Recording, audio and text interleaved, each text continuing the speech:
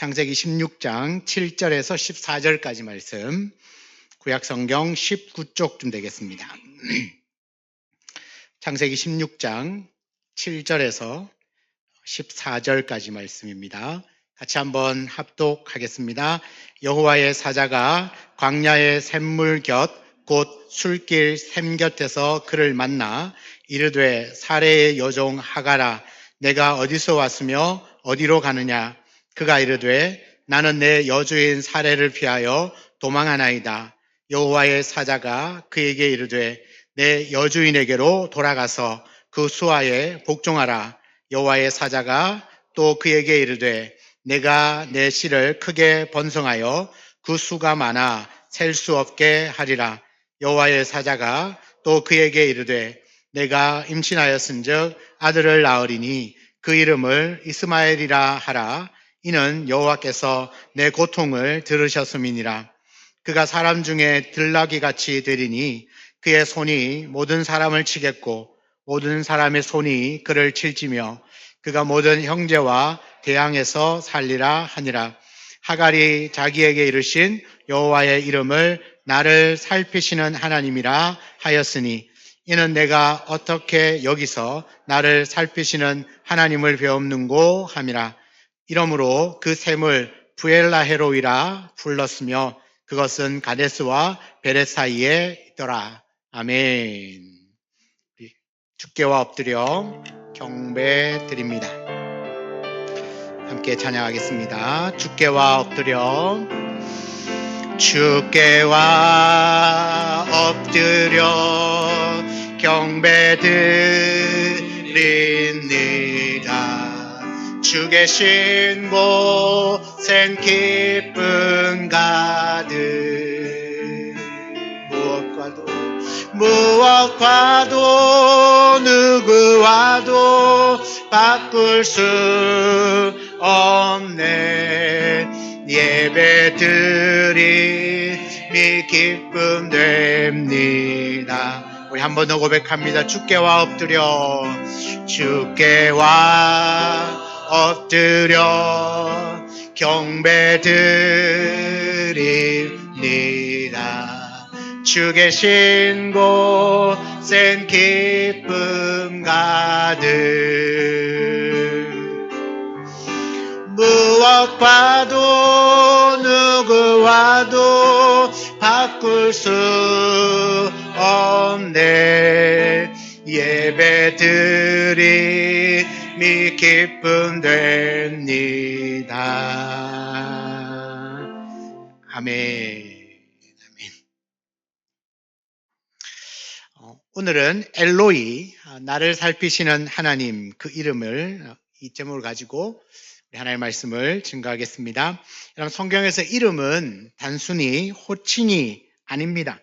하나님께서 아담에게 하나님이 지으신 만물을 보면서 이름을 지으라고 그랬어요. 그래서 아담이 부를 때마다, 이름을 붙여줄 때마다 그것이 이름이 된 거예요.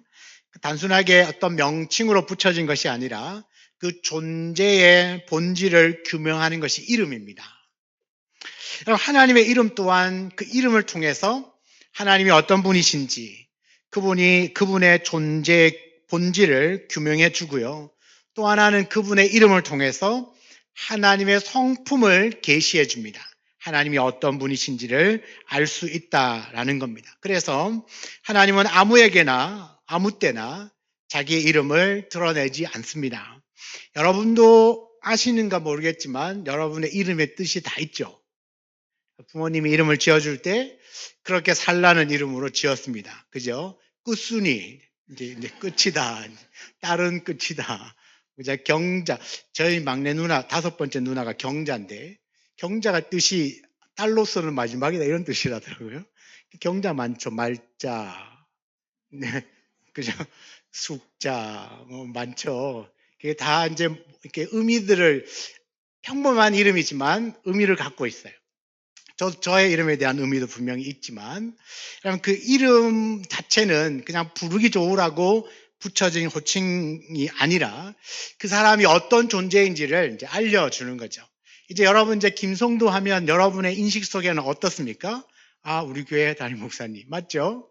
제 이름에 대한 본질이잖아요. 존재 자체를 규명해 주는 겁니다. 그 성품도 김성도 하면 여러분 저에 대한 성품이 떠오르시죠? 편안하고 푸근하고 네, 너무너무 그저 귀하고 아름답고 존귀하고 가치 있고 그런 느낌이 막 오시잖아요. 그죠? 네. 모든 성도들이 사랑하고 뭐 이런 그런 게 있는데 그러니까 이름 하면 이분이 어떤 분 그리고 그분의 성품을 잘 드러내주고 있어요. 하나님은 어떤 분이신지 또 하나님의 성품이 어떤 분이신지를 이름을 통해서 알 수 있습니다. 여러분 하나님 이름을 몇 가지를 배우셨어요. 엘로힘, 하나님 강하신 하나님이시다.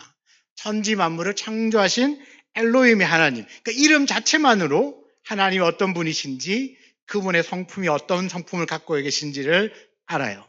오늘 또 하나의 하나님의 이름이 등장합니다. 나를 살피시는 하나님, 엘로히. 따라합니다. 엘로히. 엘로히, 나를 살피시는 하나님입니다. 이 하나님의 이름, 나를 살피시는 하나님, 히브리어로 엘로이라고 하는데요. 이 이름은 성전에서 아니면 제단 앞에서 아니면 위대한 예배자의 입에서 나오는 이름이 아닙니다. 이 엘로이라고 불렀던 첫 번째 사람은 광야에서 쫓겨난 여인의 입에서 아무도 주목하지 않던 한 인생의 고백으로 하나님의 이름이 불리어지고 있었다는 겁니다. 처음으로 하나님의 이름을 엘로이라고 불렀던 사람은 아브라함의 아내 사레의 여종이었던 하갈이었습니다. 여러분 이 하갈은 하나님을 처음부터 알았던 사람이 아닙니다. 그리고 하나님의 언약의 주체도 아니었고 선택의 중심도 아니었습니다. 그러나 하나님은 바로 이 하갈에게 살피시는 하나님, 바로 엘로이라고 자신을 계시하셨다라는 겁니다. 성경에서 하나님이 자신의 이름을 드러내실 때는 언제나 이유가 있어요. 하나님이 자기를 드러낼 때, 자기의 이름을 계시하실 때 그냥 추상적인 개념으로 자기를 설명하지 않습니다. 언제나 그 상황에 딱 맞게끔 등장하셔서 그 이름으로 자신을 계시하셔요. 그러니까 하갈의 입장에서는 엘샤다이, 전능의 하나님으로 나타나지 않으셨어요. 그리고 여호와 이레, 준비하시는 하나님으로 자기를 계시하지 않았습니다. 하갈에게는 가장 적절했던, 하갈에게 가장 절실했던 것은 하나님의 능력도 아니고 하나님의 공급하심도 아니라 누가 나를 보살펴주고 있는가? 나를 돌봐주는 분은 누구인가? 나를 누가 보고 계시는가? 하는 그 질문이었어요. 그 어려운 고통 가운데 있는 여인에게 찾아가셔서 주님은 나는 너를 살피시는 하나님이다라고 자기를 계시하십니다. 여러분 하갈의 삶을 한번 보시죠. 여러분 하갈 잘 모르시죠? 그냥 사레의 여종이었습니다. 그게 답니다. 철저하게 보이지 않는 사람입니다. 그녀는요 아브라함의 집에서 오랫동안 살았지만 한 번도 인격적인 이름으로 존중받지 못했습니다. 사레에게 있어서 하갈은 그저 자기의 아들을 낳아줄 도구였습니다. 아브라함에게는 아내의 요구를 들어주는 수단이었죠. 그러니까 이제 사레가 임신하지 못해서 아이가 없으니까 자기의 여종을 통하여서 아이를 낳으려고 했던 겁니다. 옛날 우리나라에도 보면 옛날에 씨바지라는 게 있었지 않습니까? 누구를 이렇게 들여서 아이를 낳으면 그 아이를 호적에 넣어서 대를 이어갈 수 있도록 한 것들이 있는데 바로 그것과 딱 똑같아요. 그냥 여종은 그냥 이 아브라함과 사레의 이 부부의 대를 이어줄 아들만 낳아주면 되는 그런 존재였다는 겁니다. 그래서 1절과 6절에 보면 이 하갈에 대하여서 어떻게 표현하냐 하면 여종, 그 여종, 나의 여종 이렇게 불렀습니다. 그냥 그는 그 종이에요. 그녀의 어떤 감정, 그녀의 고통, 그녀의 두려움은 그들의 관심의 대상이 아닙니다. 물어보지도 않아요. 우리가 이런 계획이 있는데 하갈아 너 받아들일 수 있겠니? 안 물어봐요. 그냥 하갈을 통해서 들여보내는 거죠. 이 사람의 인격은 전혀 존중하지 않는다라는 겁니다. 바로 그 지점에서 하나님은 자기를 계시하셔요. 사람들은 하갈을 그냥 한 인격체로 존중하지 않습니다. 그냥 자기의 소유물로 그렇게 생각할 뿐입니다.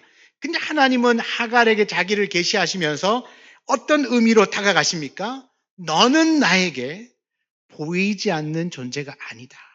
너는 나에게만큼은 가치 없는 존재가 아니다. 나는 너를 보고 있다. 나는 너를 살피고 있다. 그래서 하갈이 고백을 하죠. 아, 그렇군요. 하나님은 나를 살피고 계시는 하나님이시군요. 그래서 그의 이름을 엘로이라고 불렀다는 겁니다. 여러분, 그래서 엘로이, 엘은 이 단어 한 단어만으로도 하나님입니다. 여러분, 엘은 하나님입니다. 하나님. 그럼 로이는 살피다, 보다라는 뜻을 가지고 있는데 단순하게 내 눈으로 보는 것을 뛰어넘어서요. 아주 주의 깊게 관찰하고 돌보고 책임지신다는 의미를 담고 있습니다. 내 눈으로 그냥 시각적으로 본다는 정도가 아니라 세밀하게 주의 깊게 관찰하고 보살피고 책임지신다. 그래서 이 엘로이는요, 나는 너의 삶을 그냥 스쳐 지나가면서 바라보는 신이 아니라 나는 너의 인생에 관여하여서 주의 깊게 관찰하고 돌보고 책임지는 하나님이다라는 뜻입니다. 그 하나님의 이름이 엘로이입니다. 여러분, 하갈과 그의 주인이었던 사레의 관계가 어땠습니까? 여러분, 사레가요, 아들을 낳지 못하니까 종을 통하여서 아들을 낳으려고 했어요. 그래서 남편에게 물어보죠. 내 계획이 어때? 그랬더니 좋은 것 같아. 네, 남편이 그렇게 했어요. 그래서 아브람과 사레가 합방을 해요.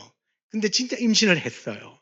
그랬더니 이 하갈이 주인인 사레에게 좀 거들먹거렸던 것 같아요. 왜냐하면 주인은 아이를 임신하지 못하고 자기는 임신을 했으니까 그 기쁨하면서 조금 힘이 들어간 것 같아요. 그래서 주인도 못 알아보고 약간 좀 무시하면서 대들었던 것 같아요. 너무 억울한 거예요, 사례가. 제가 여자들의 감정은 잘 모르지만 하여튼 억울했던 것 같아요. 그래서 남편을 불렀어요. 아니, 여종이 종인데 하갈이 나를 너무 무시합니다. 어떻게 하면 좋겠습니까? 했더니 이 남편 아브라함이 하는 이야기가 당신 마음대로 하세요. 당신이 하고 싶은 대로 하세요. 그래요, 알겠습니다. 그리고는 돌아가서 하갈을 학대하기 시작합니다. 이 사례가 하갈을 학대하죠. 오늘 6절에 보면 사례가 하갈을 학대했더니 얼마나 힘들었으면 하갈이요 도망을 갔습니다. 도망을 갔어요.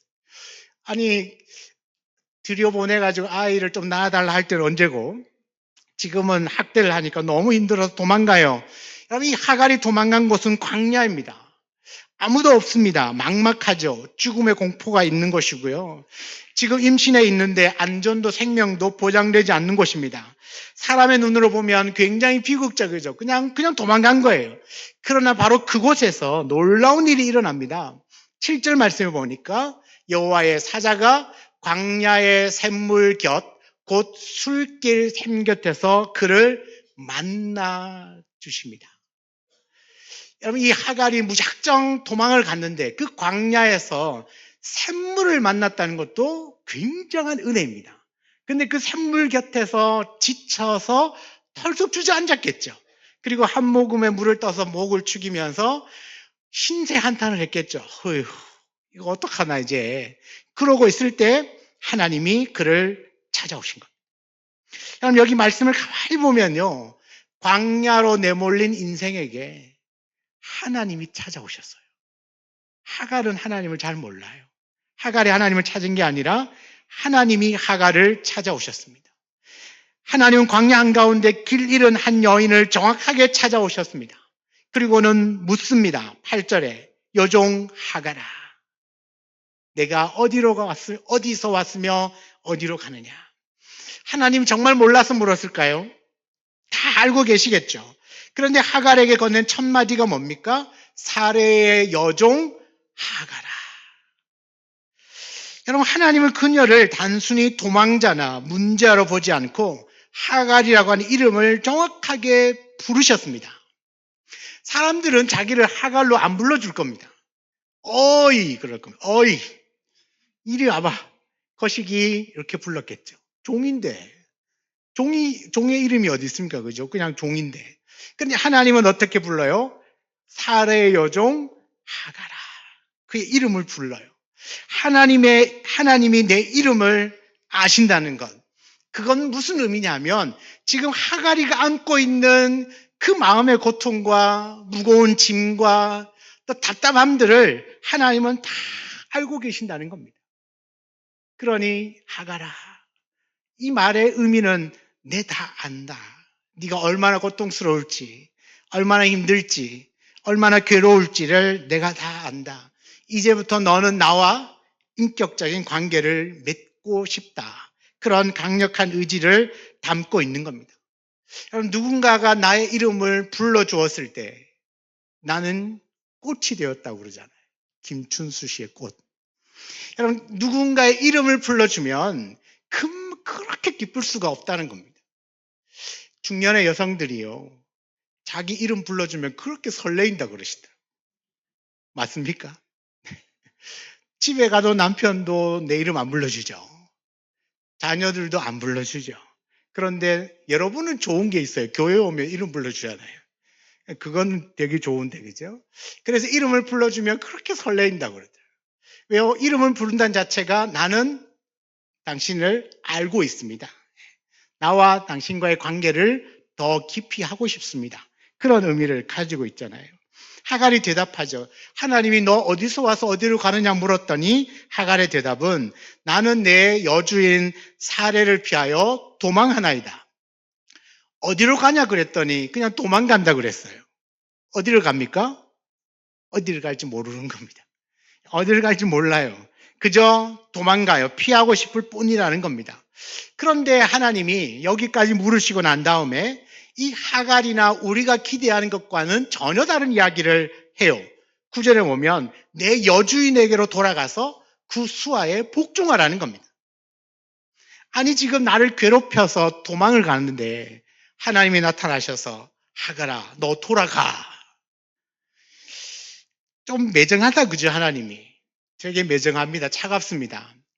우리의 생각으로는 그래 너 힘들지, 너가 동쪽으로 200m만 가면 너를 도와줄 사람을 만날 거야. 그 사람하고 편안하게 잘 지내. 내가 너를 도와줄게. 그렇게 말씀하시는 게 아니에요. 너 여주인에게로 돌아가서 그 수하에 복종하면서 살아라고 말합니다. 여러분, 보호해 주겠다는 말씀이 아니라 다시 그 고통의 자리로 돌려보내시는 거죠. 이게 믿어지십니까? 그게 너무 힘든 거죠. 아니 돌아가라고요? 근데 하나님이 여기서 끝난 게 아니에요. 그 다음에 하시는 말씀이 너무 중요한 말씀이에요. 10절에 보니까 내가 내 씨를 크게 번성하여 그 수가 많아 셀 수 없게 하리라. 이 말씀 어디서 많이 들어본 이야기 아닙니까? 누구에게 주시는 하나님의 약속입니까? 아브라함에게. 아브라함에게 하신 약속의 말씀이잖아요. 내 씨를 크게 번성하여서 하늘의 별과 같이 바다의 모래와 같이 많게 해주겠다. 그렇게 아브라함에게 약속하셨는데 지금 하갈에게도 동일한 약속을 하고 계십니다. 너의 씨를 통하여서 크게 번성하고 그 수가 많아 셀 수 없게 많게, 그러니까 엄청난 큰 민족을 이루게 될 것이라고 하나님이 말씀하고 계십니다. 약속하고 계시는 거죠. 그러니까 하갈의 현실을 하나님은 부정하지 않습니다.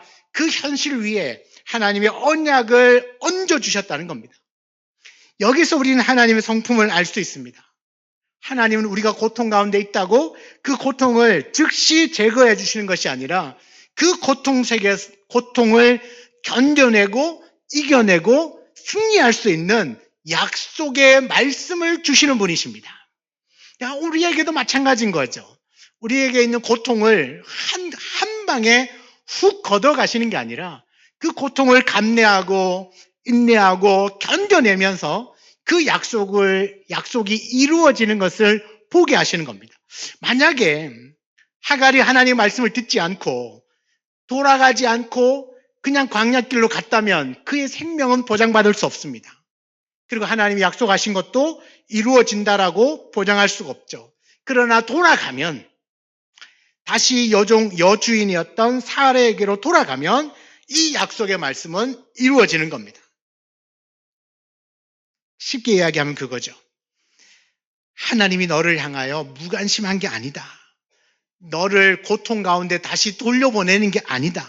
이제부터 내가 너의 인생에 깊이 개입할 거다. 그리고 돌볼 거다. 그리고 책임질 거다. 약속하고 계시는 겁니다. 여러분, 광야에서 하갈은 하나님 말씀으로 단순하게 위로를 받는 정도가 아닌 거예요. 이 약속과 함께 그 다음에 지금 뱃속에 뭐가 있습니까? 아기가 있죠. 이 아이에 대한 미래도 말씀해 주십니다. 11절에 보니까 이 아이의 이름을 이스마엘이라 하라. 이스마엘이라 하라. 이는 여호와께서 내 고통을 들으셨음이니라. 하나님께서 하갈에게 아들을 낳으면 이스마엘이라는 이름을 지으라는 거죠. 이스마엘이라는 이름의 뜻이 뭐냐? 하나님이 들으셨다라는 겁니다. 하나님이 들으셨다. 하갈은 말할 수 없는 인생이었지만 하나님은 그녀의 신음과 눈물을 들으셨습니다. 사람들은 무시했지만 하나님은 귀를 기울여 주셨습니다. 여러분, 이것이 은혜입니다. 지금 너무 고통 가운데 광야에 막 그냥 무작정 도망쳐 나왔습니다. 하나님이 그 광야에 슬피 울고 있는 하갈을 찾아가셨습니다. 그리고는 말씀하죠. 너 여주인에게로 돌아가라. 돌아가면 너의 씨를 통하여서 큰 민족을 이루게 될 거다. 큰 민족을 이루게 될 거다. 그리고 너의 뱃속에 있는 아이의 이름을 이스마엘이라고 해라. 여러분, 이스마엘은 내가 뭐 하고 있다는 거죠? 너의 고통을 들으셨다. 하나님이 들으셨다라는 의미입니다. 하나님이 들었다는 게 뭐가 그리 중요하죠? 하나님이 들으시면 그 다음엔 행동하시잖아요. 행동하시거든요. 보셨습니다. 보시면 가만히 계신 것이 아니라 보시고 난 다음에는 하나님이 움직이기 시작하신다는 거죠. 여러분, 이렇게 미래에 대한 이야기를 해요.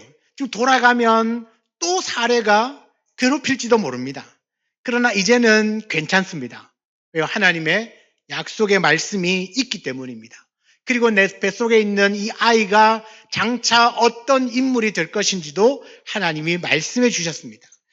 더 상세하게는요, 12절에 보면 그가 사람 중에 들나귀 같이 되리니 그의 손이 모든 사람을 치겠고 모든 사람의 손이 그를 칠지며 그가 모든 형제와 대항해서 살리라 하니라.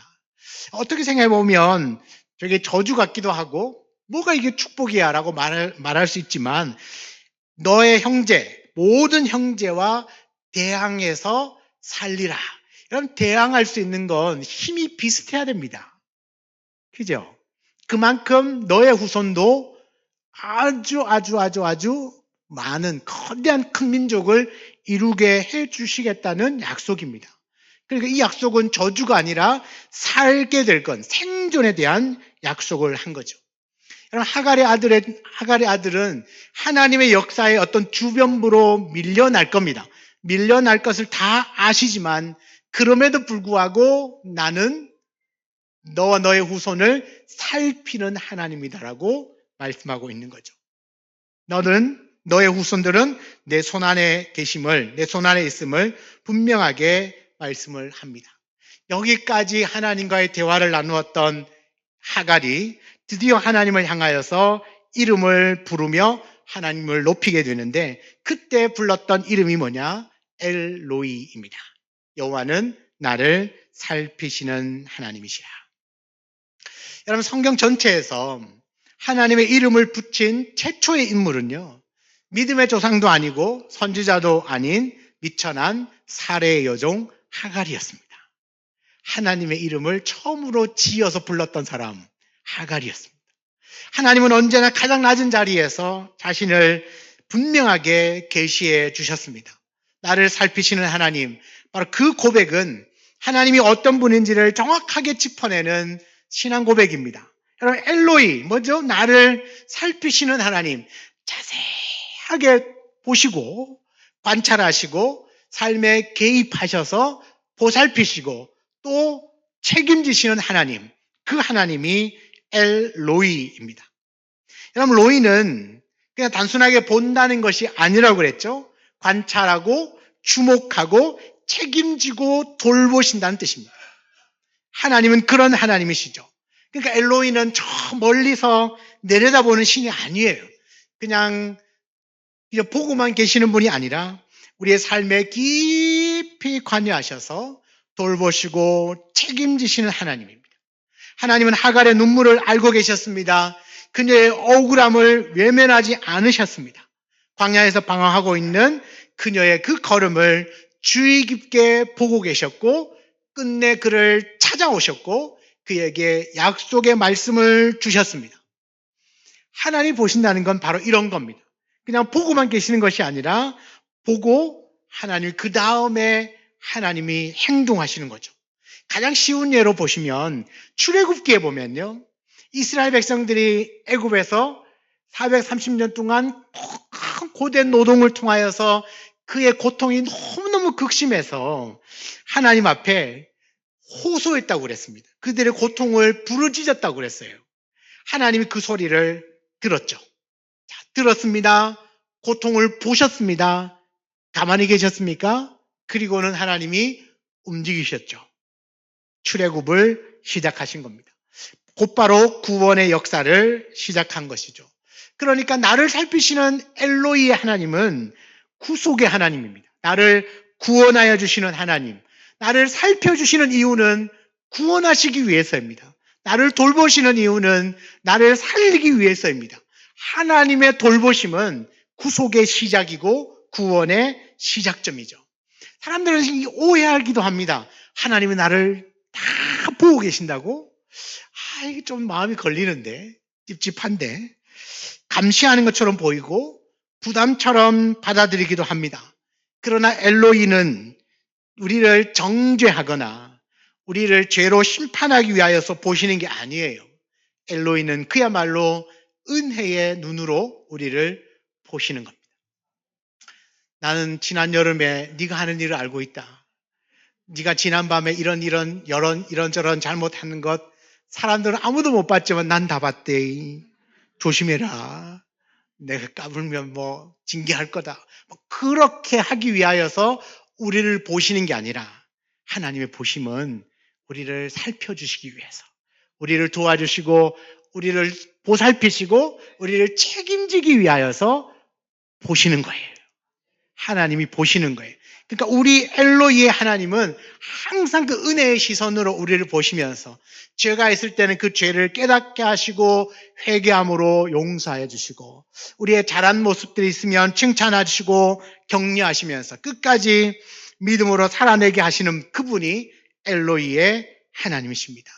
하나님 우리를 너무나 자세하게 살펴보시고 우리 인생에 깊이 개입하시고 보살피시고 돌보시고 책임지셨기 때문에 우리에게 그분의 독생자 예수 그리스도를 보내셨어요. 여러분 우리가 요한복음 3장 16절을 잘 알고 계시죠? 요한복음 3장 16절 하나님이 세상을 이처럼 사랑하사 독생자를 주셨어요.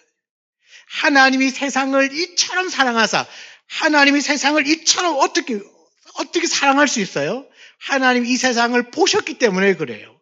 이 땅에 죄악을 보셨고 이 땅에 무너져 있는 하나님을 믿지 않는 하나님을 떠나는 수많은 사람들을 보셨고 무너진 것을 보면서 하나님 만약에 보지 않았다면 일할 것도 없죠. 그런데 너무 잘하시니까 세상을 이대로 두어서는 안 되겠구나. 그래서 이 땅을 사랑하셔서 누구를 보내줘요? 하나님 행동하신다 그랬죠? 독생자를 보내신 거예요. 하나님 이 세상에 죄악이 가득한 걸 보셨기 때문에 십자가를 세워주신 거예요. 하나님의 아들을 보내신 거죠. 우리의 죄가 너무나 많고 우리 스스로는 그 죄로부터 벗어날 수 없고 매 순간순간마다 죄로 허덕이고 있는 우리를 보셨기 때문에 우리를 위하여 나를 위하여 하나님의 아들 예수를 보내주신 겁니다. 우리의 연약한 인생을 살펴보셨기 때문에 십자가를 통하여서 예수 그리스도를 통하여서 우리를 살리시기 위하여 하나님은 그 아들을 보내신 줄 믿으시기 바랍니다. 하갈의 그 고통 가운데 찾아오신 하나님은 나는 너를 살피는 하나님이다. 나는 너를 도와주는 하나님이다. 나는 너를 책임지는 하나님이다라고 자기를 계시해 주신 거죠. 여러분, 그 하나님을 만난 하갈이 이렇게 고백을 합니다. 13절 하반절에 내가 어떻게 여기서 나를 살피시는 하나님을 배웠는가. 여러분, 너무나 감격스러운 거죠. 야, 어떻게 나를 살피시는 하나님을 내가 이 광야에서 만났는가. 너무너무나 놀라움의 표현이고 감격의 표현을 합니다. 여러분, 이렇게 나를 살피시는 하나님을 만나고 나면 그의 삶은 변화될 수밖에 없습니다. 이제 이 하갈은요, 사례에게로 돌아갈 겁니다. 그런데 환경은 바뀌었을까요? 바뀌지 않았을 겁니다. 또 여전히 주인 사례는 자기를 못 살게 굴 겁니다. 갈굴 겁니다. 학대할지도 모릅니다. 그러나 이제 하갈의 마음은 완전히 달라졌습니다. 주인이 나를 힘들게 해도 난 괜찮아. 왜요? 하나님이 나를 보살피고 계시니까. 하나님이 내 인생을 책임지신다고 하는데, 아니 주인이 뭐 학대하는 것 정도야 참지면 왜요? 내가 낳은 아들을 통하여서 그 수를 셀 수 없을 만큼 자손을 번성하게 해준다잖아요. 그 약속의 말씀을 받았기 때문에 잠깐 요 고통을 견뎌내면 그 다음에 벌어질 일들은요, 무궁무진한 겁니다. 내가 상상할 수 없는 일들이 벌어지는 건데, 그럼 지금 이 순간에 잠깐의 고통 참을 수 있을까요? 참죠. 하나님 환경을 바꿔주지 않으셨어요. 그러나 약속의 말씀을 주셨습니다.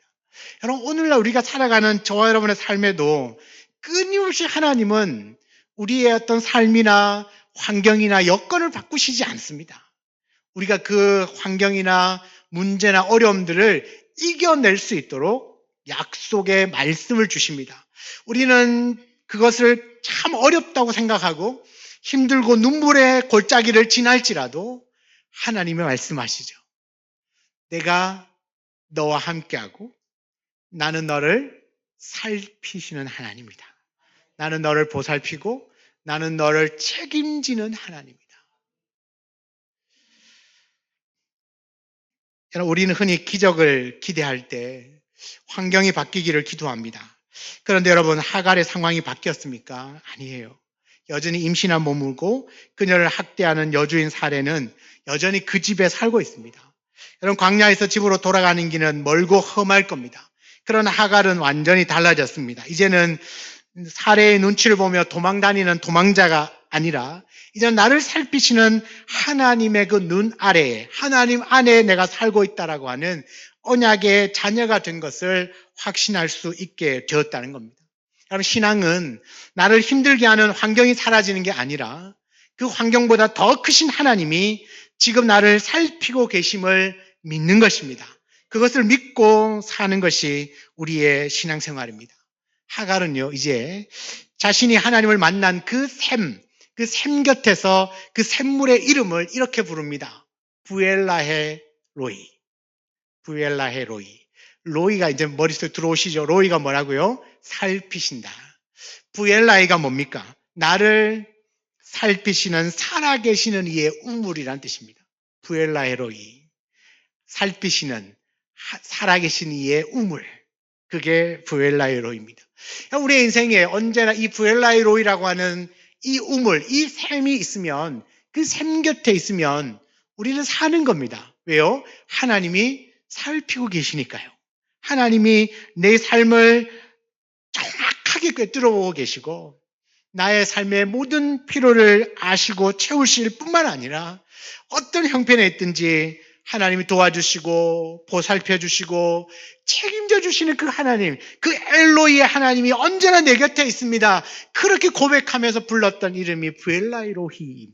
부엘라히로히. 이 부엘라히로히가요, 가데스와 베렛 사이에 있었다 그랬어요.